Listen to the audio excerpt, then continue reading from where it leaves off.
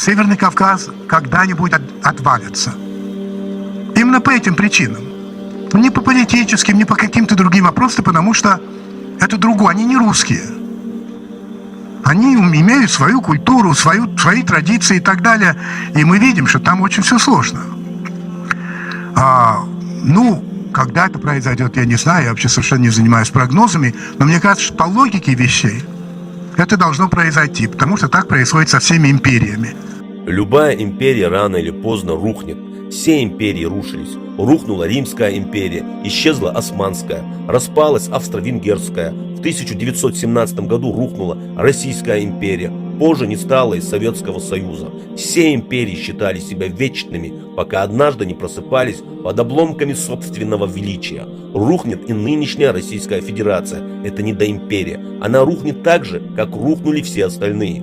Кавказ освободиться и объединиться. Это такой же естественный ход истории, как наступление ночи после дня. И сейчас я обращаюсь к кавказцам, работающим в полиции и других силовых органах на оккупированной территории. У вас пока еще есть время. Если вы пытали людей током, избивали, унижали, похищали или убивали, если ломали человеческие судьбы, прикрываясь должностью и формой, ползайте перед пострадавшими на коленях, просите прощения и пытайтесь исправить все, что еще возможно исправить. Вы можете не дожить до падения этой империи, вы можете сдохнуть, но то, что вы совершили, останется после вас. И эту тяжелую ношу вы оставите своим детям. Неужели вы забыли историю собственного народа? При Советском Союзе государство подавляло кровную месть и не позволяло людям вернуть ее. Но после распада СССР и провозглашения независимости Чечни люди возвращали кровную месть даже спустя 20 и 30 лет. Чеченцы прекрасно понимают, о чем я. Я не пугаю вас, я предупреждаю.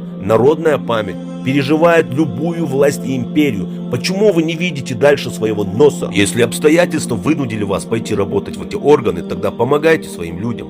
Вы обязаны помогать, защищать тех, кого можете защитить.